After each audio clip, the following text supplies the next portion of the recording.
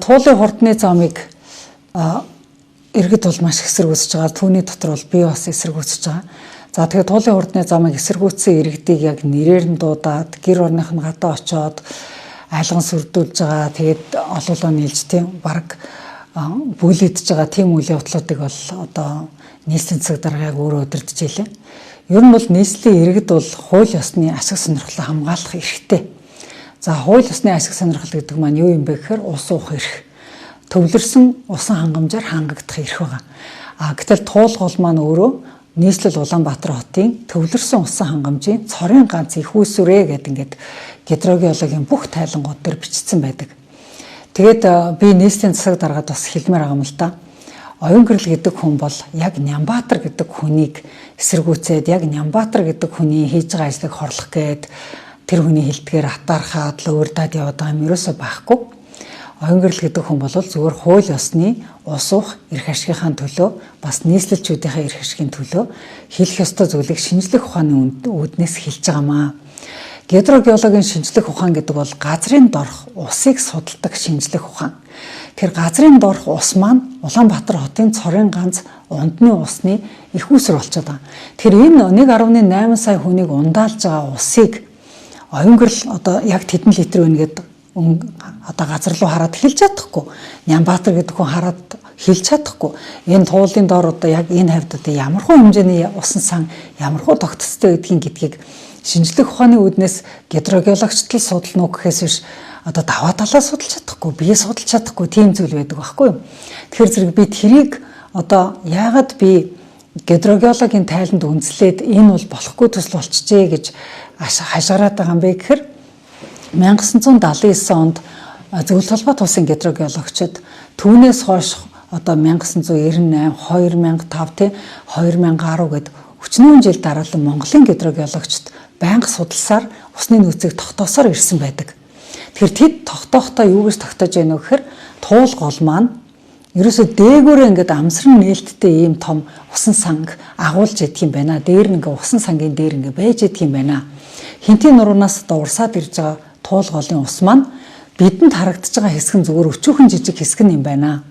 Ихэнх хэсэг нь газар доогоороо шургаад, газар доороо шургаад тэр одоо сэрэг хайрган дундаа ингээд сэлцээсийн их усыг одоо Улаанбаатарчуудад зориулаад ингээд энэ одоо алтан твшийн хөндийдээ ингээд агуулж идэх юм байна. Тэгээ тэр одоо усны маань одоо энэ газар доорх усан сан маань дээрээсээ туулголоор байнга тэжээгдэж явах хэвээр доороо усаа нөгөө газрын гав руу алдчихгүй тулд ийм шаварлаг ийм давхаргаар ёроолоо бүтээчихсэн ийм усан сан байдаг юм байна гэдгийг шинжлэх ухааны тайлангууд нотлоод байгаа. Тэгэхээр зэрэг энэ баг нь босгоно гол дотор баг нь босгоно ялангуяа ганц биш бүр олон мянган баг нь босгоно тэр багны одоо тулгуур болгонуудыг тэр 20-40 м гүнд суулгана гэдэг бол одоо яг энэ туул голын бидний нүдэнд харагдахгүй байгаа газар доорх усан санг ёроолын цоол нь дээрх нь таглаж битүүлнэ гэсэн ийм одоо хоёр аюул үүсгэх гэдэг. Тэгэхээр дээрээсээ туул голын урсас доошоо шингэж чадахгүй битүүрх юм бол газрын гүний ус тэжээлээсээ таслагдана.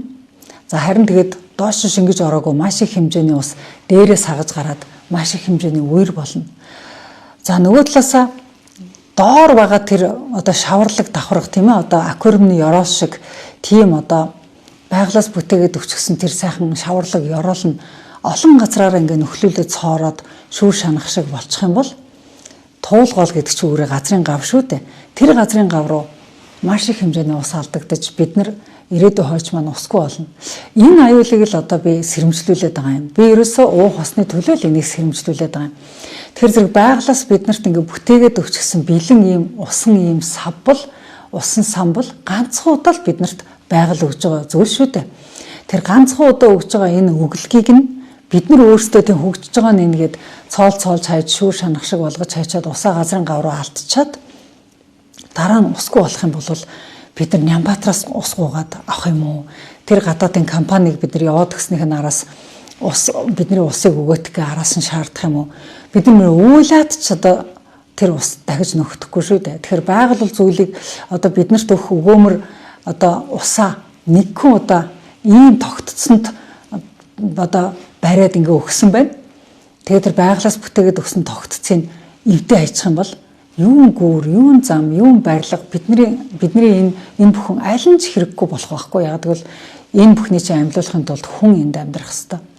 За сүүлийн үед бол би эхлээд энэ туулын хурдны замыг ингээд эсэргүүцэж ярихдаа дандаа усны талаас ярьж байгаа.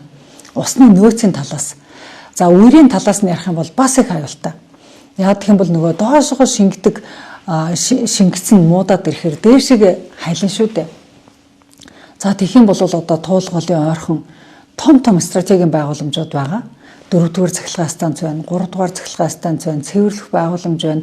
Одоо Монголын томоохон стратегийн байгууламжууд байна. Энэ байгууламжууд байнга үерт ордог болох юм бол нөгөө тог эрчим хүчний маань найдвартай байдал, нөгөө айлуудын жорлон, угаагуур бүх зүйл бол зогсох бас аюултай. Энэ тэмдгүү барилга баригдаад хөгжөөд идэг.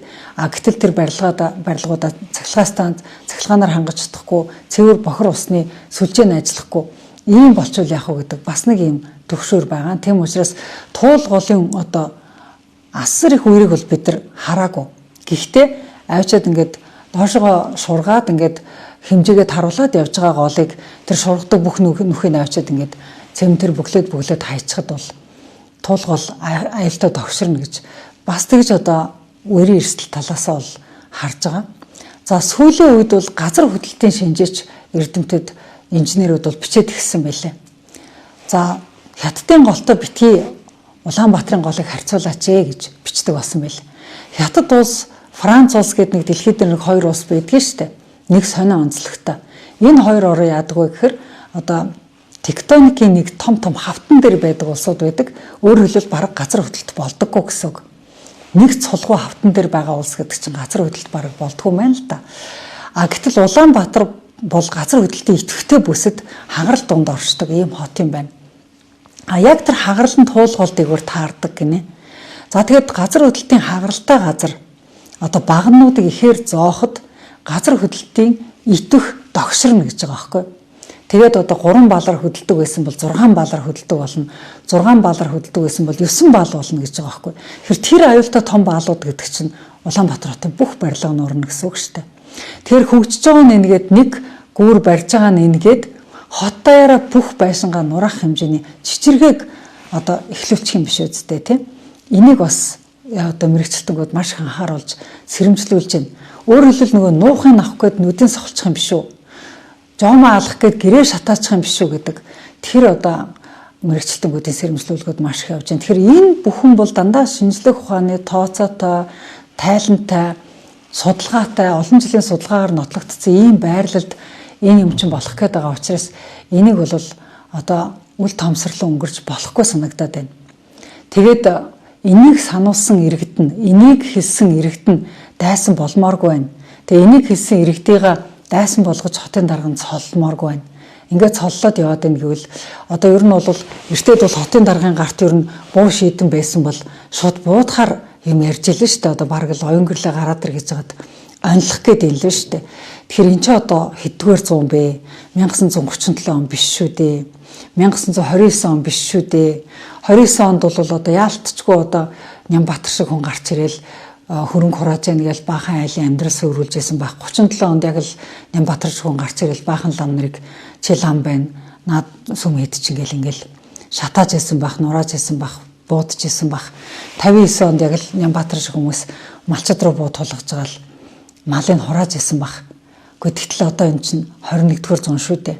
Тэгэхээр 21-р зуунд бол ийм зангаар төрийг удирдна гэж юусоо байж болохгүй. 21-р зуунд ийм зангаар шинжлэх ухааны тайлбар хэлсэн үнд, уух усны төлөө хэлсэн үнд тийм ээ. Үндснийхээ аюулгүй байдлын төлөө дуурсан иргэдээ ингэж одоо тий хэний эрх ашигын төлөө гэж ингэж одоо улайран өөдөөс нь босч идэх юм бэ? Би тэргээд үнэхээр ойлгохгүй байна. За нөгөө талаас бол хэний эрх ашиг гэдэг дээр ярихад Нямбатар даргын эхлүүлж байгаа төсөл бол зүгээр Монгол компани энэ төслийг хийсэн бол гэдэг нүдээр ингээ хараад үзэхэд бол бүх зүйл нь одоо Монгол компанид хизээж тохиолдохгүй ийм хэтэрхий давуу байдалтай харагдаж байгаа. За миний одоо харж байгаагаар бол ерөөсөө Монгол компани тендер аваад ажилд ороход урьдчилгаа төлбөр өөрсдөө гаргадаг. Урьдчилгаа ажлаа өөрсдөө хийдэг. Ажлынхаа 30% хийж гүйцэтгэлээрээ санхүүжилтээ авдаг.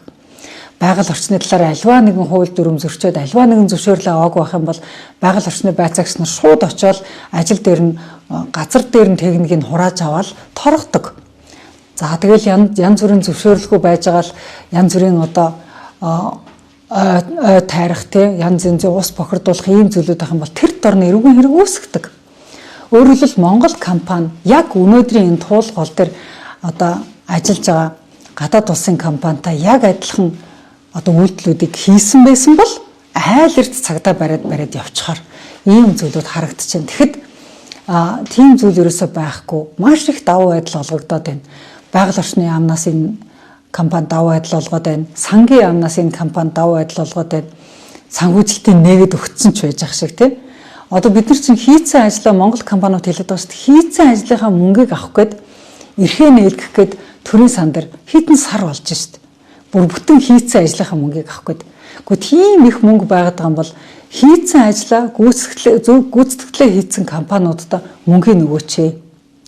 Тийм их мөнгө байгаад байгаа юм бол одоо жишээлбэл эмийн компаниудад дампууртал нь төр одоо мөнгөний нөхгүй байж шүү дээ. Яаж нөхөр одоо нөгөө настай хүмүүс имлэгт очдог. Ингээд юу болдог? Нөгөө төлбөргүй үзлэгнүүд нь бүгд байхгүй болцсон. Эмнүүдээ авъя гэхээр даралтны эмнээс бусад бүх эмэн дээр хөнгөлт байхгүй болцсон. Яг хөнгөлт өгөхгүй байгаа юм гэхээр төр ерөөсөө хөнгөлт чөлөөлтийнхөө мөнгийг өгөхгүй байна. Даатгалынхаа мөнгийг өгөхгүй байна гэд. Ингээ компаниудаа даатгалынхаа мөнгийг өгч чадахгүй. Ингээд эмийн компани тэтгэврийн настайч бол бүгд ингээ давхар хохирсон ийм байдалтай байгаа байхгүй. Тэгэхээр улсын төсвийн мөнгө ийм байхад хүмүүс эмийнхээ мөнгийг одоо хөнгөлүүлж авч чадахгүй байхад яахаараа сангийн сайд жавхлан төрийн сангийн дарга цог адрах яахаараа энэ хүмүүс огт ажиллаа хийгээгүй огт ажил эхлээгүй компанид 500 тэрбумын эрхийг нээж өгч идэх юм. Тэр бас их гайхалтай харагдчихлээ. Тэр зэрэг ер нь бол Нямбатар гэдэг хүнийг очиод уцтахаар л бүх ажил бүтдэг юм шиг төрийн бүх шатанд давуу байдал олгогддог юм шиг ийм зүйл харагдчихээн. Тэгээд энэ олон шатны энэ олон давуу байдлууд яаж олгогдов? Ямар их ашгаар холбогдоод байна? Энийн ард авилга байгаа юм биш үз? Ашиг сонирхлын асар том сүлжээ байгаа юм биш үз? Энэ бүхнийг бас хуулийн байгууллагууд шалгах ёстой гэж бодож байна. Тэгээд хуулийн байгууллагууд бол энэ бүхнийг шалгуулахаар өгч байгаа. Иргэний хувьд бол одоо ус голоо ингээ харсаар адилтай Монгол улсын бүх хуулийг нүдэн дээр зөрчөөд ингээ харсаар адил ингээд 1.8 сая хүнийг ундны усгүй болох ийм хортоо ур дагавартай төсөл хэрэгжүүлэхийг бол иргэний хувьд бол эрс эсэргүүцэж байгаа.